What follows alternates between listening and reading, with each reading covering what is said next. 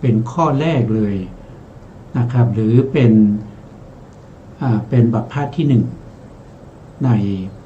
กายานุปัสสนาสติปัฏฐานก็เพราะว่าลมหายใจ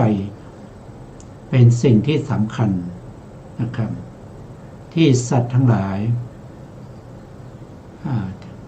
ดำรงอยู่ได้ก็เพราะลมหายใจขาดลมหายใจไม่ได้นะครับขาดลมหายใจไม่ได้แม้แต่ขาดลมหายใจไม่ถึง5 นาที5 นาทีก็ต้องตายนะครับต้องตายก็ต้องทิ้งลูกทิ้งสิ่งต่างๆที่เป็นอุตุชรูปทิ้งไว้ในภพนี้เพราะฉะนั้นลมหายใจจึงเป็นสิ่งที่สำคัญพระองค์จึงนำมาแสดงเป็นข้อที่หนึ่ง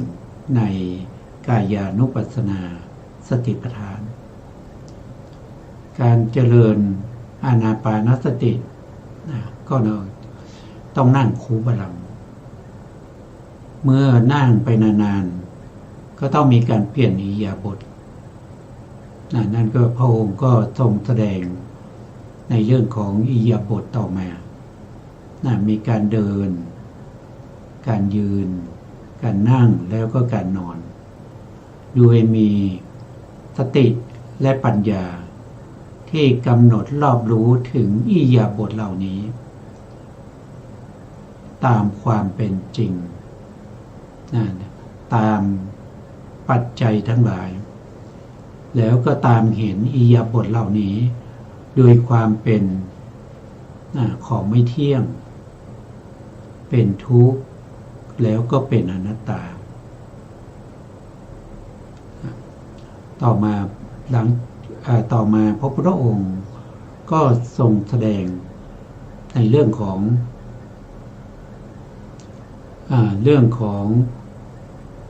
อิริยาบถย่อยนะครับมีการคู้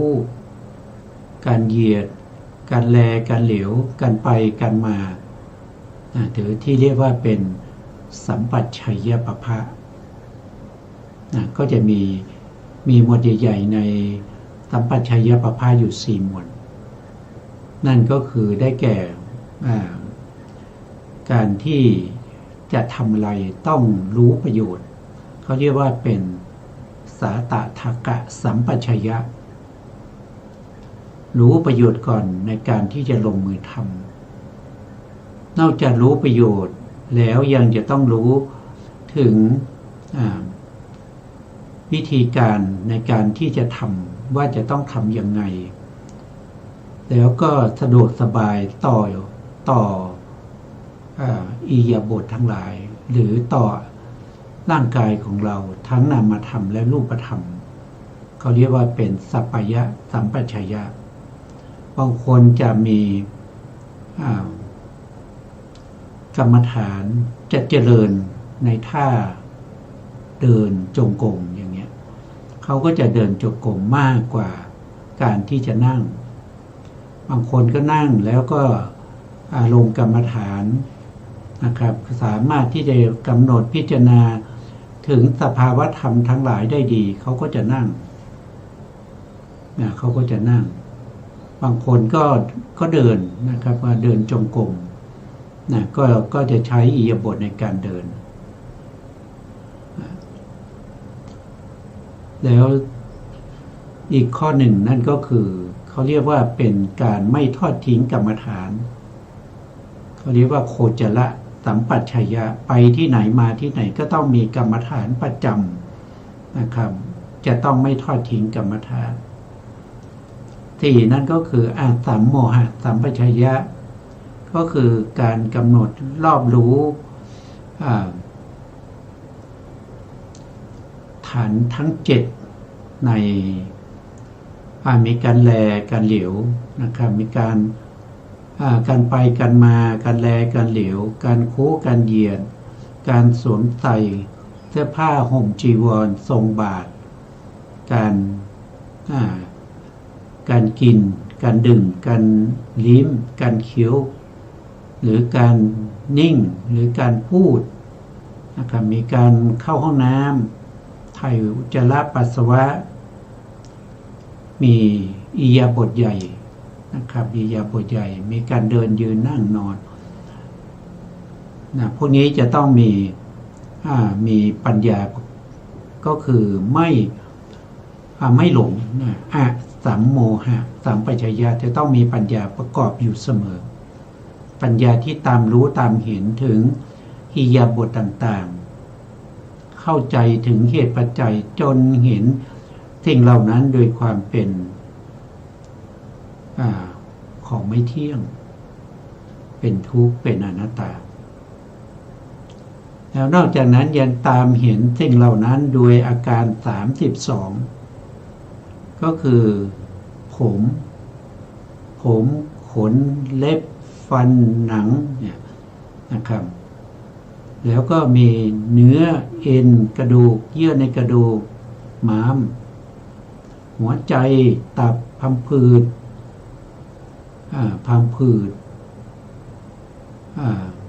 แล้วก็ปอดเหล่านี้เป็นต้นนะครับว่าโดยธาตุดินก็จะมีอยู่20ว่าโดยธาตุน้ำก็จะมี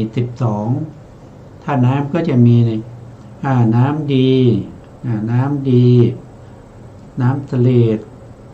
น้ำเลือดอะไรพวกนี้เป็นต้นนะครับต่อจากนั้นก็พิจารณาในเรื่องของธาตุทั้ง4ธาตุทั้ง4ก็มหาพุทธรูป20นะครับแล้วก็ธาตุน้ำ12ธาตุไฟ4ธาตุไฟ4ก็จะมีไออุ่นอุสมะเตโชนั่นก็คือไออุ่นสันตปาเตโชก็คือความร้อนสูงที่ทำให้ร่างกายเกิดการเจ็บไข้ได้ป่วย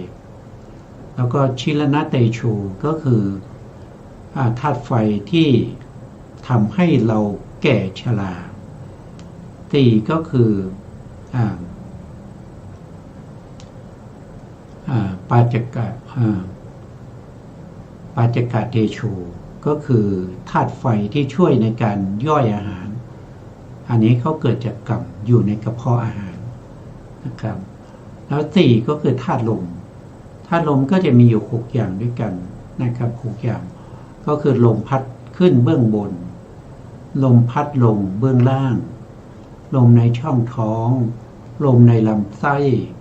ลมที่อยู่ทั่วร่างกายนะครับอังคะมังคานุสาลีวายุแล้วก็สุดท้ายก็คือ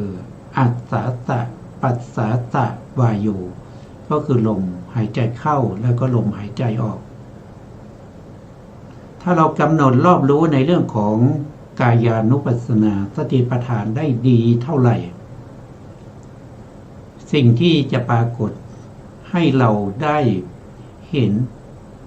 ได้รู้นั่นก็คือเวทนาซึ่งเป็นนามธรรมพระพุทธองค์ก็จะแสดงในเรื่องของเวทนานุปัสสนาสติปัฏฐานต่อไปเพราะเวทนานี้เป็นอารมณ์ที่ปรากฏได้ชัดเจนในนามธรรม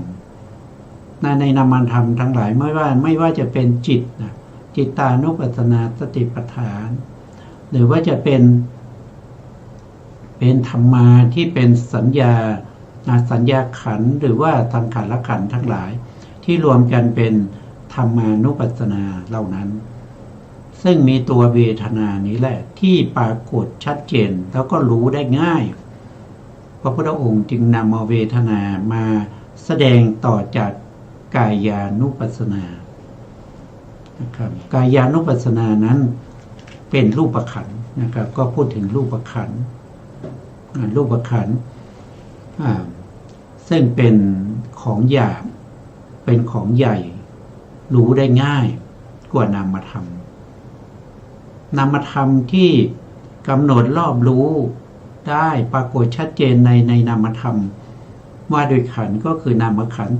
4นั่นก็คือได้แก่ตัวเวทนาพระพุทธองค์ก็ทรงแสดงในเรื่องของเวทนาอยู่9อย่างด้วยกันอยู่9ข้อด้วยกันนะครับ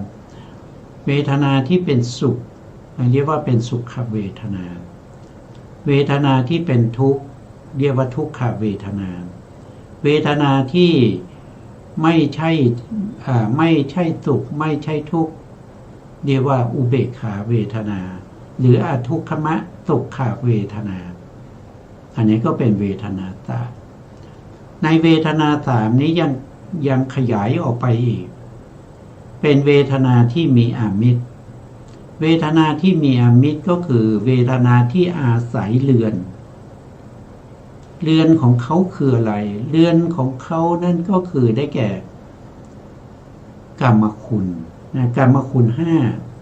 ก็คือเวทนาเหล่านี้เขาอาศัยการเห็นสิ่งที่ดีๆแล้วก็เกิดสมนัสเวทนาไปเห็นสิ่งที่ไม่ดีก็เกิดทุกขเวทนาไปเห็นอะไรก็ตามไม่มีการพิจารณาปล่อยไปให้ผ่านไปอันนั้นก็เป็นอุเบกขาเวทนานะก็คือเห็นแล้วก็มีความกำหนัดถ้าเป็นอารมณ์ที่ดีเห็นแล้วถ้าเป็นอารมณ์ที่ไม่ดีก็มีความขัดเคืองด้วยโทสะเห็นแล้วไม่ใส่ใจไม่พิจารณาลุ่มหลงไปกับโมหะอันนี้เป็นอะไรก็คือมีอารมณ์ที่เป็นกามคุณอารมณ์ทั้งหลายอารมณ์ที่เป็นไปในอกุศลทั้งหลายที่เกิดร่วมกับอกุศลจิต12เหล่านั้นเขาเรียกว่าเป็นเวทนาที่มีเรือนอาศัยเรือนหรือเวทนาที่มีอามิตรอันนี้ก็เป็นเวทนาที่เราจะต้องพิจารณาให้เข้าถึงอะไรเข้าถึงความเป็นอนิจจังทุกขังอนัตตาเข้าถึงการกำหนดรอบรู้ในธรรมที่ควรรู้ยิ่งเข้าถึงในธรรมที่ควรกำหนดรู้กำหนดรู้อะไรกำหนดรู้ว่าสภาวธรรมเหล่านี้เป็นสิ่งที่มัน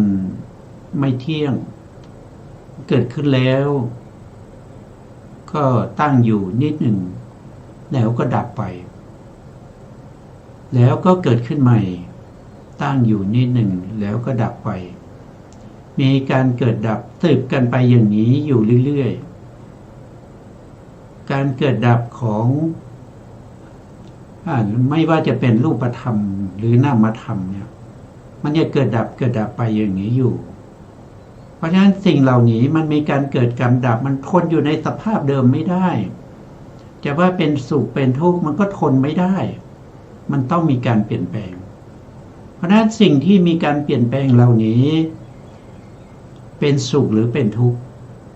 ก็ต้องตอบได้ว่ามันเป็นทุกข์ทำไมเป็นทุกข์ล่ะก็มันทนอยู่ในสภาพเดิมไม่ได้จากไม่มีแล้วก็มีขึ้นจากมีแล้วก็ดับไปมันก็เป็นอยู่อย่างนี้ไม่มีอะไรที่จะตั้งอยู่ตลอดไป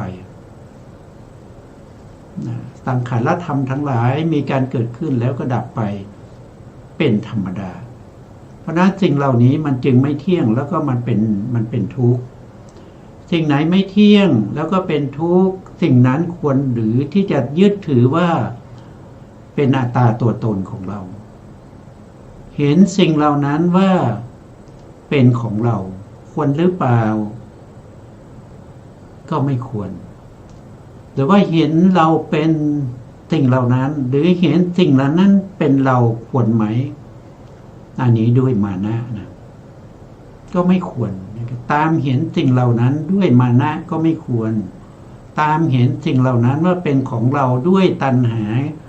ก็ไม่ควรตามเห็นสิ่งเหล่านั้นว่าเป็นอัตตาของเราเป็นตัวเป็นตนของเราอันนั้นก็ไม่ควรอันนั้นก็คือการเห็นอย่างนั้นเป็นการเห็นด้วยทิฏฐิเป็นการเห็นด้วยทิฏฐิสิ่งเหล่านี้เป็นสิ่งที่มีอยู่ในโลกของเราอยู่นะครับเป็นอยู่อย่างนี้มาตั้งแต่อเนกชาติถ้าไม่มีพระพุทธเจ้าอุบัติขึ้นมาเพื่อจะมาเห็นสิ่งเหล่านี้ตามความเป็นจริงแล้วก็ทรง อ่าบัญญัติเปิดเผยธรรมเหล่านี้ให้ผู้อื่นได้รู้ตามให้ผู้อื่นได้เข้าใจตามให้ผู้อื่นได้ดวงตาเห็นธรรมได้เข้าถึงพระนิพพานซึ่งเป็นสภาวะธรรมที่เป็นสุขเป็นสันติลักขณังเป็นสภาวะธรรมที่ไม่มีการเกิดขึ้นไม่มีการดับไปพระนิพพานมีอยู่แล้วพระนิพพานเป็นกาลวิมุตติพระนิพพานไม่มีปัจจุบันไม่มีอดีตอนาคตพระนิพพานเป็นสิ่งที่เป็นยอดปรารถนาของชาวพุทธทั้งหลายที่พระพุทธองค์ทรงทุกข์ทรมานสร้างบารมีเพื่อการตรัสรู้ก็เพื่อให้ได้เห็นพระนิพพานแล้วก็นำเอาพระนิพพานมาบัญญัติเปิดเผยให้แก่สาวกของพระพุทธองค์ไม่ว่าจะเป็นอติมหาสาวกนะครับหรือว่าเป็นอสิติมหาสาวกเป็นอัครสาวกหรือว่าเป็นสาวกธรรมดาทั่วไป4คู่8บุรุษตั้งแต่สมัยพุทธกาลจนถึงปัจจุบันนี้ให้รู้ตามแล้วก็ตรัสรู้ตามพระพุทธองค์ปรินิพพานเข้าถึงพระนิพพานไปกันนะครับส่วนที่เหลืออยู่ปัจจุบันนี้ก็มีการประพฤติโดยปฏิบัติที่เป็นไปตามคำสั่งสอนของพระพุทธเจ้าก็มีไม่เป็นไปตามคำสั่งสอนของพระพุทธเจ้าก็มีแต่ผู้ที่ปฏิบัติยึดถือว่าวิปัสสนาถ้ามีคำว่าวิปัสสนาสมถะบุคคลเหล่านั้นก็ถือว่าเป็นบุคคลที่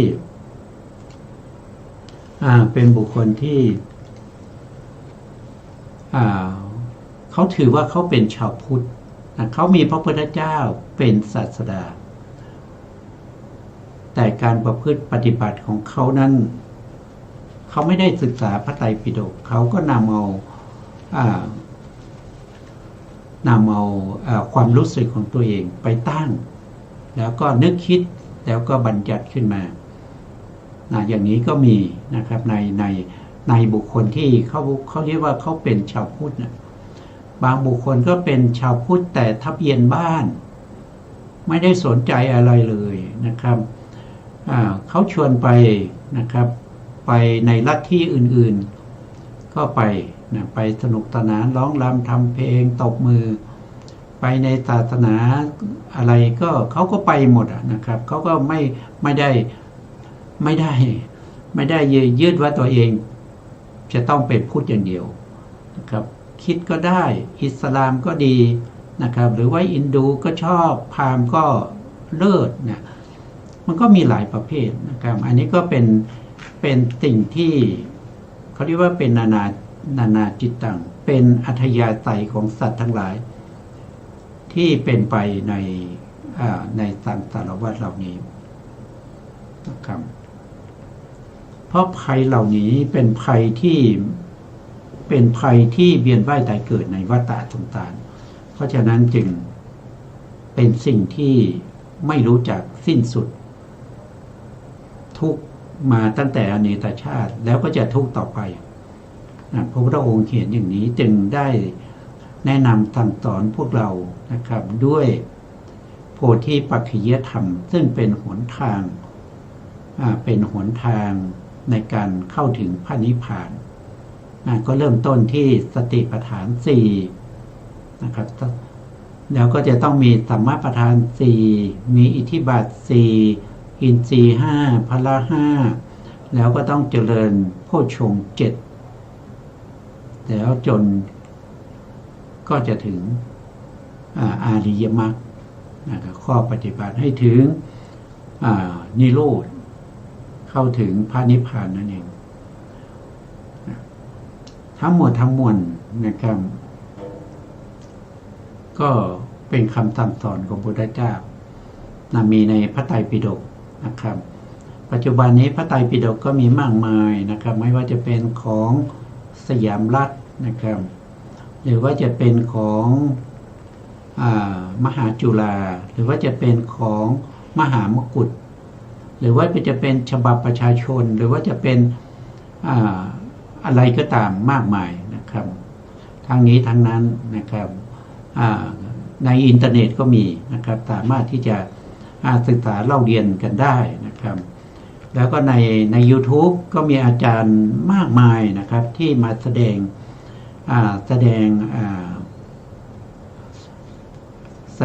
พระไตรปิฎกนะก็คือนำเอาพระไตรปิฎกนั้นมาอ่านบ้างมาแนะนำแล้วก็สั่งสอนให้ลูกศิษย์ลูกหาของท่านเหล่านั้นนะครับให้เข้าใจตามทีนี้เราก็ศึกษาในเรื่องของเวทนาที่จะเกิดขึ้นก็ต้องมีปัจจัยปัจจัยก็จะมีทั้งปัจจัยที่เป็นปัจจัยอำนาจปัจจัย24หรือว่าอำนาจปัจจัยโดยองค์ปฏิจจสมุปบาทหรือว่าด้วยอำนาจปัจจัยที่เป็นสมมติฐานในเรื่องของรูปนะครับก็มีปัจจัยหลายอย่างนะครับเราก็จะต้องศึกษาปัจจัยเหล่านี้นะศึกษาไปทำไมนะศึกษาไปเพื่อให้เข้าใจแล้วก็รู้แจ้งเห็นจริงว่าสิ่งเหล่านี้เป็นสิ่งที่เกิดขึ้นด้วยอำนาจปัจจัยแล้วมันมีอำนาจปัจจัยอะไรบ้างมันมาอย่างไรนะครับก็เป็นการให้เข้าถึงยถาภูตญาณทัศนะก็คือรู้เห็นตามความเป็นจริงสิ่งไหนเป็นอย่างไรก็ให้เห็นสิ่งนั้นเป็นอย่างนั้นไม่ได้ไปปรุงแต่งไม่ได้ไปสร้างเข้าขึ้นมานะเพราะว่าพระพุทธศาสนาไม่มีผู้สร้างนะทุกอย่างเป็นไปตามอำนาจของปัจจัยนะครับมี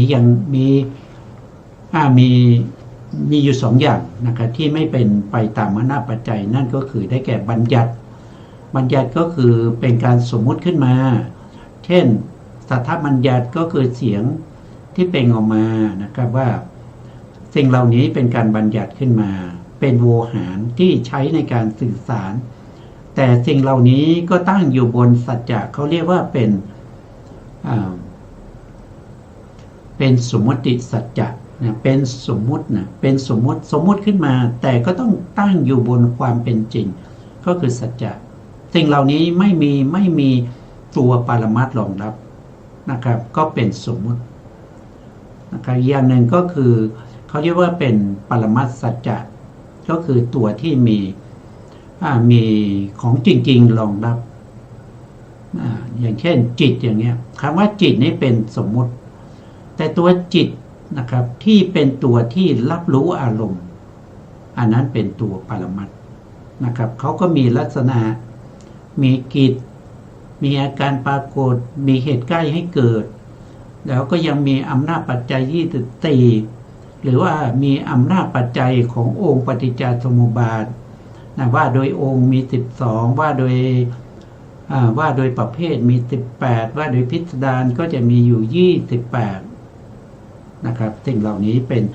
ป็นสิ่งที่น่าศึกษาทำความเข้าใจต่อไปนะครับเราก็ไปต่อครั้งที่แล้วนะไปต่อครั้งที่แล้ว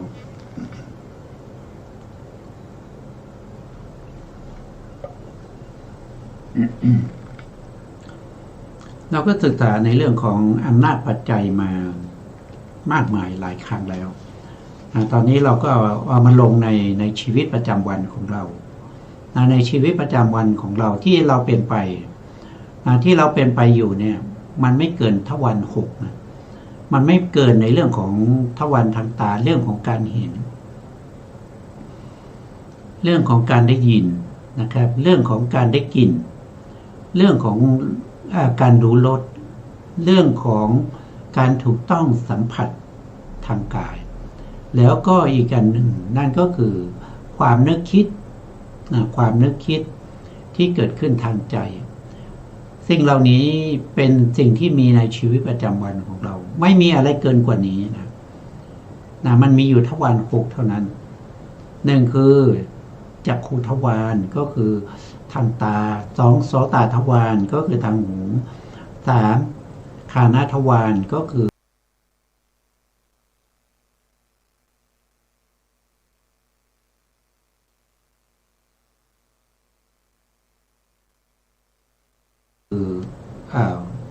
ทวารทางจมูก4ชิวหาทวารก็คือทางลิ้น5กายทวารก็คือทางกาย6ก็คือมโนทวารก็มีแค่นี้ไม่มีนอกจากนี้ก็ไม่มีอะไรนะครับนะสิ่งทั้งหลายที่เกิดขึ้นก็เป็นไปในทวารเหล่านี้แต่ทวารเหล่านี้นี่ที่เกิดขึ้นมาได้ก็เพราะว่าเรามีการเกิดนะครับเรามีการเกิดถ้าเราตายแล้วเราไม่เกิดทวารเหล่านี้ก็ไม่มีนะครับนะตาเราก็ไม่มีเพราะเราไม่เกิดแล้วตาเราไม่มีหูเราไม่มีจมูกไม่มีลิ้นไม่มีกายไม่มีใจไม่มีนี่เราก็สามารถที่จะข้ามพ้นจากขันธ์ห้าเมื่อเราไม่มีขันธ์ห้าจุดไหนที่ไม่มีขันธ์ห้าจุดนั้นคือพระนิพพานจุดนั้นคือพระนิพพานพระนิพพานไม่ใช่ของศูนย์พระนิพพานเป็นสภาวะที่เป็นสันติลักขณังพระนิพพานเป็นสิ่งที่มีอยู่แล้วพระนิพพานไม่มีการเกิดการดับถึงแม้จักรวาลแสนโกฏจักรวาลถูกทำลายด้วยอัคคีคือไฟเผาหมดทุกสิ่งทุกอย่างไม่ว่าจะเป็นพระอาทิตย์พระจันทร์ดวงและดาวต่างๆหรือว่าจะเป็นโลกดาวนพเคราะห์ทั้งหลายทั้งหมดทั้งมวลจักรวาลถูกทำลายจนหมดสิ้นไม่มีอะไรเหลือแต่พระนิพพานเนี่ยก็ยังคงอยู่นะแต่ไม่มีใครที่จะเข้าถึงพระนิพพานได้อย่างเช่นพระพุทธศาสนาของเราไม่มีพระนิพพานมีอยู่ไหมมีนะมีคนเข้าถึงไหมไม่มีคนเข้าถึงไม่มีใครรู้ไม่มีใครรู้จักนะในความคิดของสัตว์ทั้งหลายที่เวียนว่ายตายเกิดเขาก็ว่านิพพานไม่มีเพราะอะไรเพราะว่าเขาไม่ได้สัมผัสเขาไม่ได้สัมผัสเขาไม่ได้ยินนะเขาไม่ได้เห็นอย่างเงี้ยเขาก็ว่าไม่มีนะเขาก็ว่าไม่มีแต่นิพพานนั้นมีอยู่แล้วเป็นธรรมดานะไม่มีการสลายไปไม่มีการเสื่อมสิ้นไปนะหนทางที่เข้าสู่พระนิพพานมีเฉพาะในพระพุทธศาสนานี้เท่านั้นนะแล้วก็หนทางนี้เป็นผู้ที่สร้างหนทางนี้มีอยู่คนเดียวเท่านั้นนั่นก็คือพระอรหันตสัมมาสัมพุทธเจ้าแล้วหนทางนี้เป็นทางเดียวที่จะเดินไปสู่พระนิพพานเดินในที่นี้หมายถึงเดินไปด้วยอริยมรรคนะครับแล้วก็โพชฌงค์โพชฌงค์7นะครับไม่ใช่เดินไปด้วยเท้าไม่ใช่เหาะไปนะครับไม่ใช่ว่ายน้ำไปไม่ใช่ขึ้นเครื่องหรือลงเรือหรือขึ้นรถไฟเพื่อจะไปตามหาพระนิพพานไม่ใช่อย่างนั้นไม่ใช่อย่างนั้นมีการปฏิบัติในทางพระพุทธศาสนานะครับเท่านั้นที่จะไปถึงพระนิพพานได้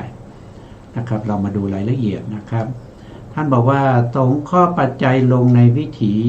จิตนะวิถีจิตเนี่ยถ้าเราว่าโดยย่อๆนะครับว่าโดยย่อๆเนี่ยมีอยู่แค่2อย่างเท่านั้นนะ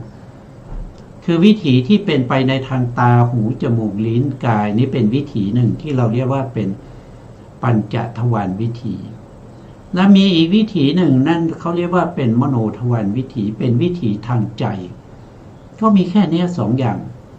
นะแต่2อย่างนี้ก็จะแตกไปอีกนะครับอย่างเช่นวิถีที่เป็นไปในปัญจทวารวิถีก็แยกไปเป็นวิถีที่มีเขาเรียกว่าเป็นวิถีที่มีจิตตขณะมากหรือน้อยมีภวังคจิตมากหรือน้อยหรือว่าจะมีตถาลัมมณจิตหรือว่าจะไม่มีตถานะครับแล้วก็เป็นไปทางตาหูจมูกลิ้นกายอันนี้ก็เป็นไปทางปัญจทวารทางมโนทวารก็จะมีที่นึกคิดถึงเรื่องของ เรื่องของโลกิยะก็เรียกว่าเป็นมโนทวารที่เป็นโลกิยะวิถีหรือว่าจะเป็นไปในเรื่องของฌานวิถีหรือว่าจะเป็นไปในเรื่องของมรรควิถีหรือว่าจะเป็นไปในวิถีที่เรียกว่าเป็นมรณาสันนวิถีนะมีวิถีจิตถ้าเราเรียนวิถีจิตที่เข้าใจนะครับธรรมที่พระพุทธองค์แสดงทั้งหมดเนี่ยสามารถที่จะส่งข้อลงไปในวิถีจิตได้นะทุกอย่างส่งเข้าไปในวิถีจิตได้เพราะว่าความเป็นไปของสัตว์ทั้งหลายที่พระพุทธองค์แสดงพระพุทธองค์ก็แสดงในความเป็นไปของสัตว์ทั้งหลายไม่ว่าจะเป็นไปในเรื่องของรูปขันธ์เวทนาขันธ์สัญญาขันธ์สังขารขันธ์อย่างเงี้ยหรือว่าจะเป็นไปอายตนะ12หรือว่าจะเป็นไปในเรื่องของธาตุ18อินทรีย์22ทั้งหมดทั้งมวลนั้นขึ้นอยู่กับเรื่องของวิถีทั้งหมดสามารถส่งข้อในวิถีทั้งหมดนะครับหรือบางทีเราถ้าเราว่าโดยใหญ่ขึ้นมาอีกนิดนึงก็จะมี2วิถีเหมือนกันนั่นก็คือได้แก่วิถีที่เป็นวิถีรูปรูปที่มันเกิดขึ้นแล้วก็ดับไปสืบกันไปเนี่ยของแต่ละท่านแต่ละบุคคลเนี่ยมันก็เป็นวิถีของเขาเรียกว่าเป็นวิถีรูปแล้วก็นำมาทำที่แต่ละบุคคลที่มีอยู่มีจิตมีเจตสิกอันนั้นก็เป็นวิถีจิตวิถีจิตก็แยกไปเป็นปัญจทวารวิถีมโนทวารวิถีอย่างเงี้ยปัญจทวารวิถีก็เป็นวิถีที่เป็นอติมหันตาลมมหันตาลมปริตาลมปริตาลมอย่างนี้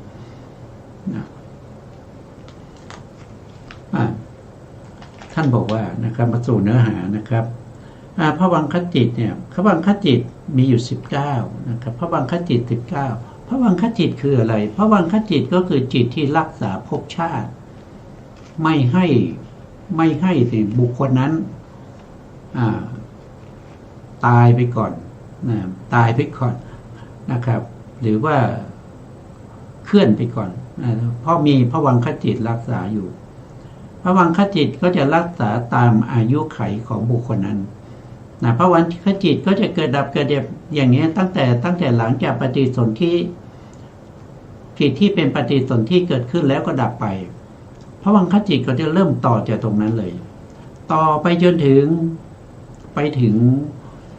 ถ้าอายุไขของคนนั้น75ก็ไปจนถึง75จนถึงวันที่จะตายจนถึงวินาทีที่จะตายนะครับภวังคจิตก็จะเกิดครั้งสุดท้ายถัดจากจุติจิต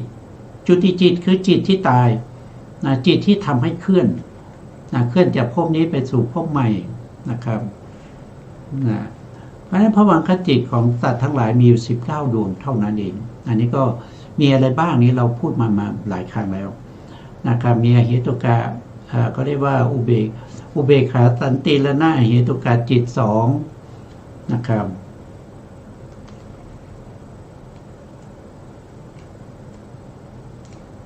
ก็จะอยู่ตรงนี้นะครับ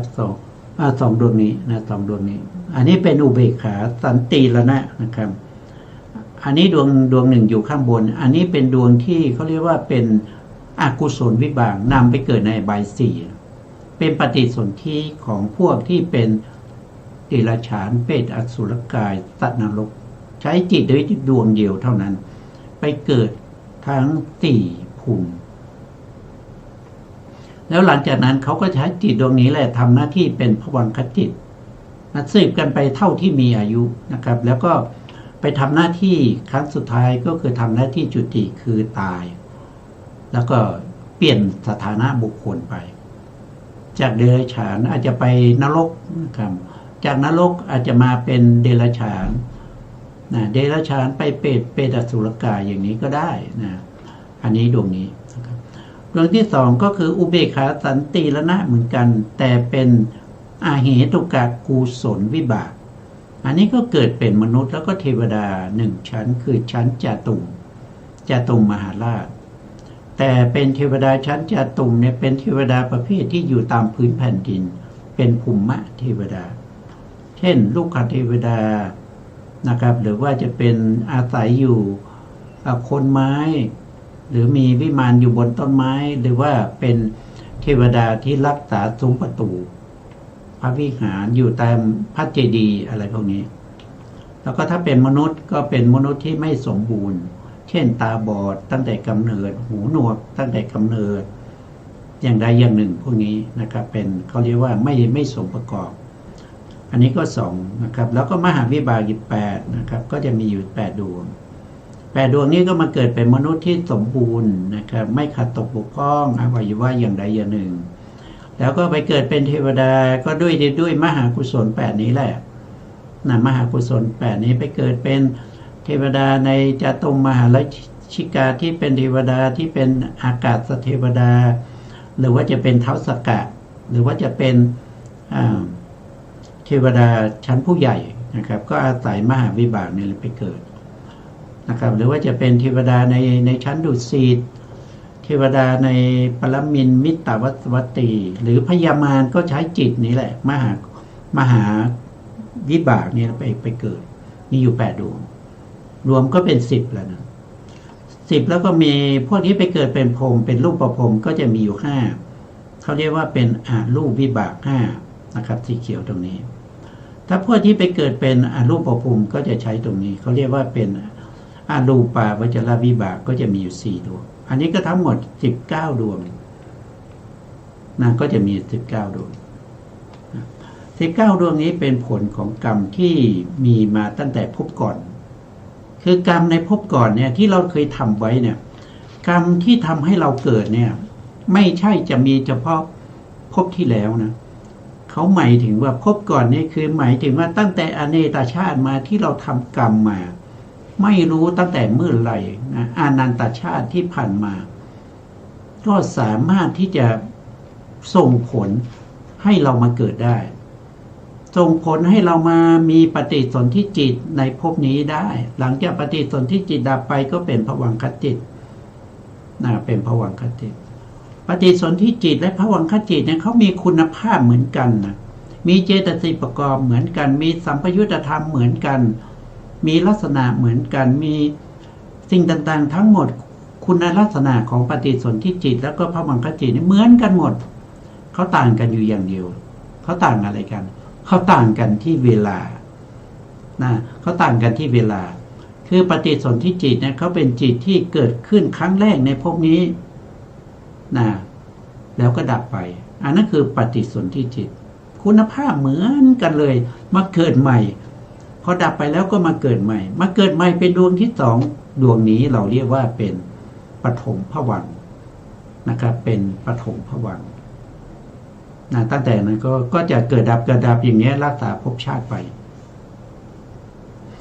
แล้วภวังคตินี่มีความสำคัญมากนะครับ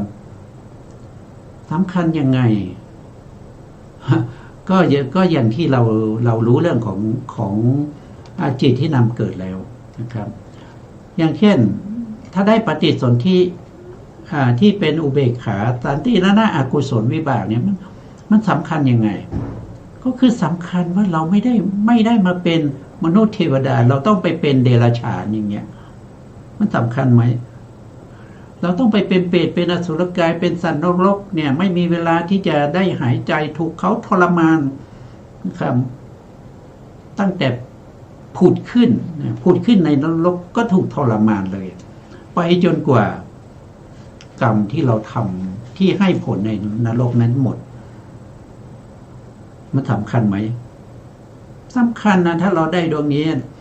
เราจะต้องไปตกนรกหรือว่าเราไปเป็นเปรตเป็นอสุรกายเป็นสัตว์นรกเนี่ยเราเปลี่ยนไม่ได้อะ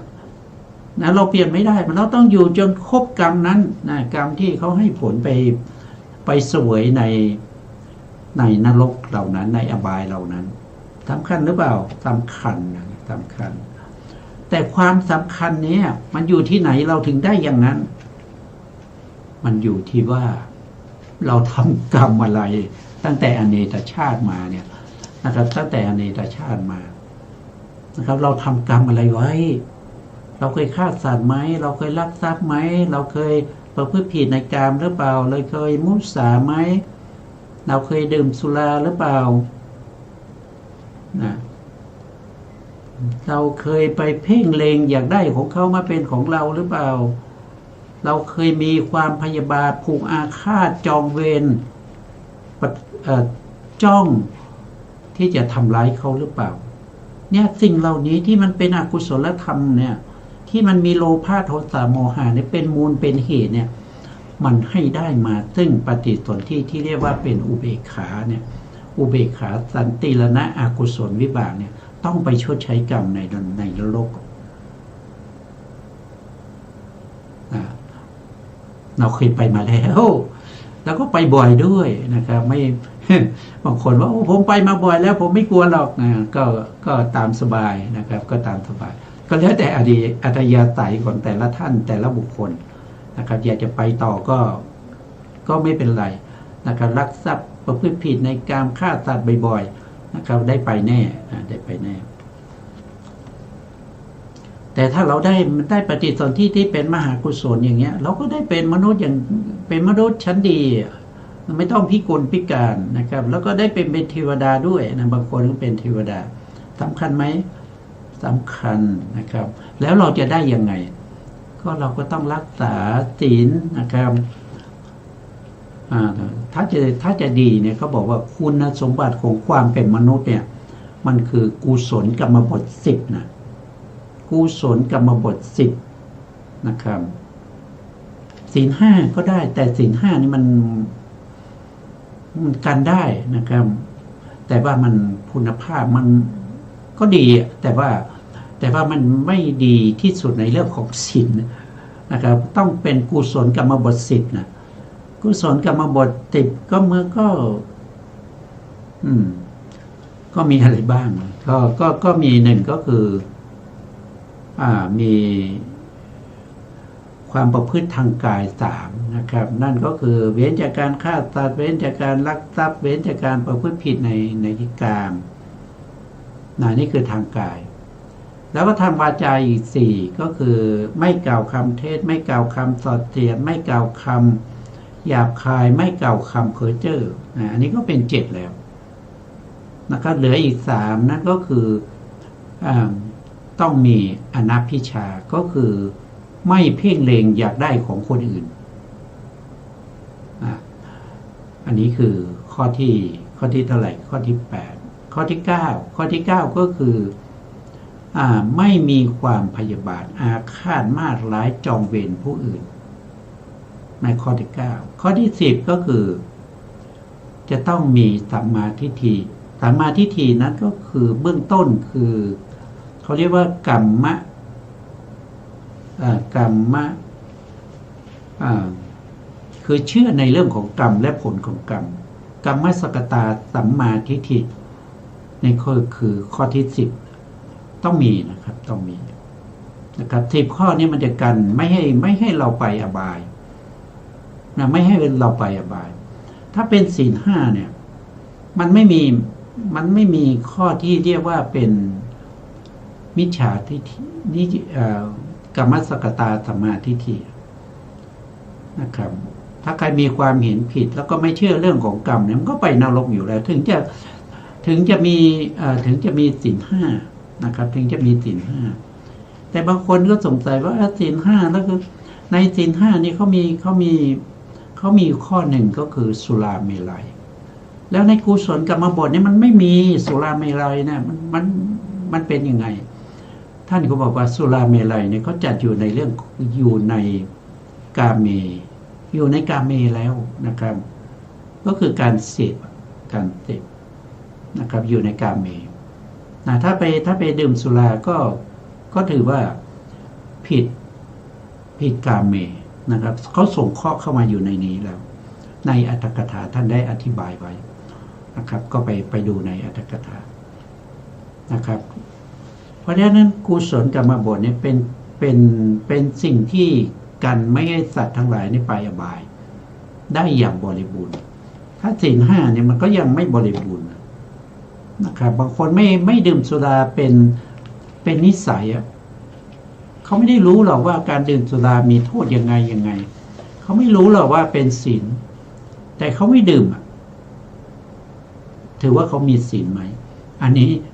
ก็ถือว่ามันมีศีลนะเพราะเขาไม่รู้นะ การที่จะดำเนินชีวิตไปนะครับ ในพระพุทธศาสนาเราถือปัญญานะครับคนที่ไม่ดื่มสุราเนี่ยต้องรู้ว่าสุราเนี่ยมันเป็นสิ่งที่พระพุทธองค์ทรงห้ามเอาไว้นะเราไม่ดื่มเพราะว่าเรารักษาศีลอย่างเงี้ยศีลมันก็จะมีนึกถึงว่า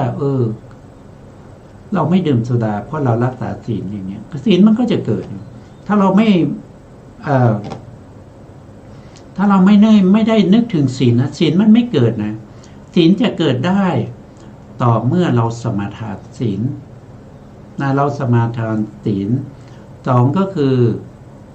นึกถึงศีลสามก็คือตึกถึงศีลสี่คิดถึงศีลพิจารณาเรื่องของศีลนะครับแล้วก็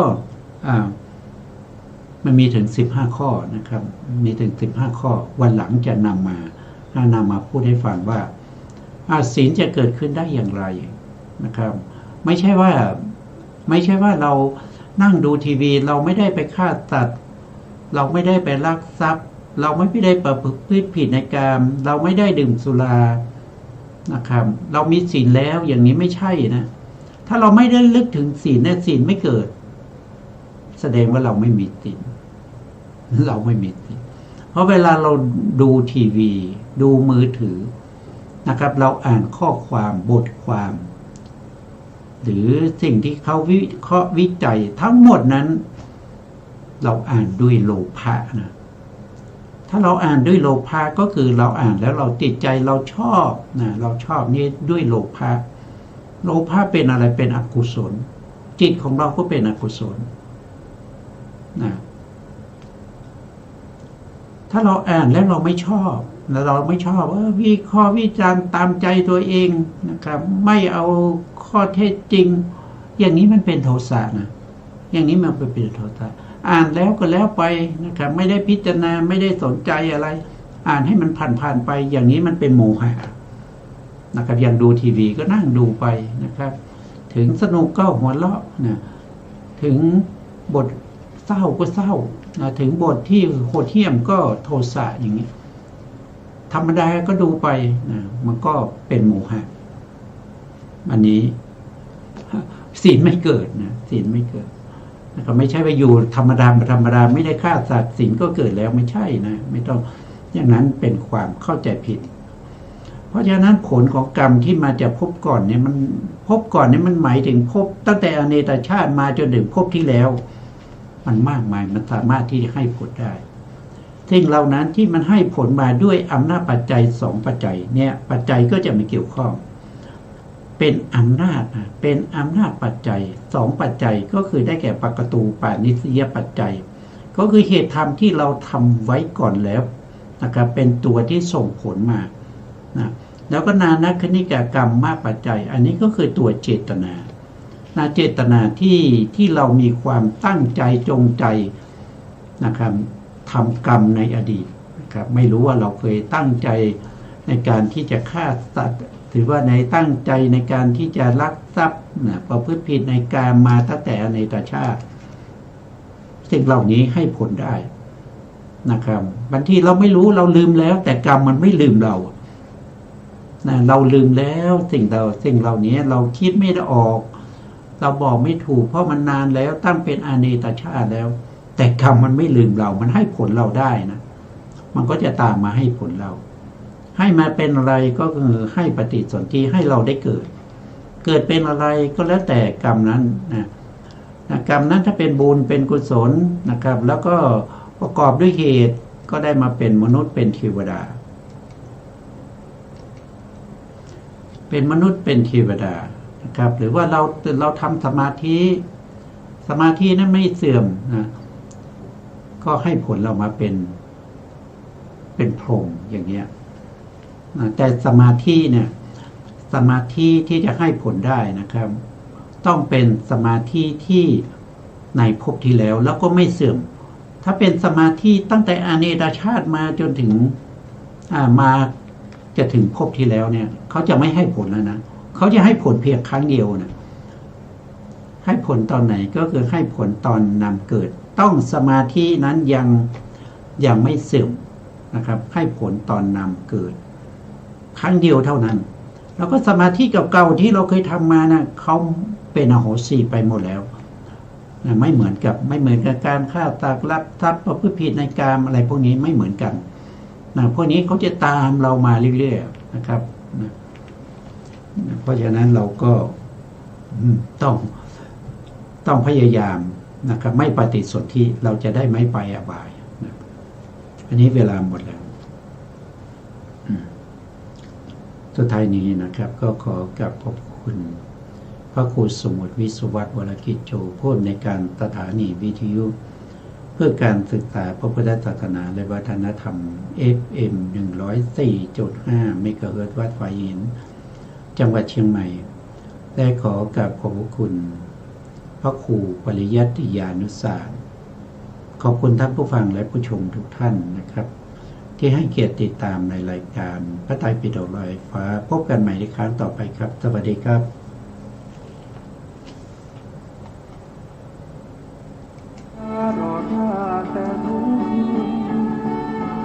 ทุก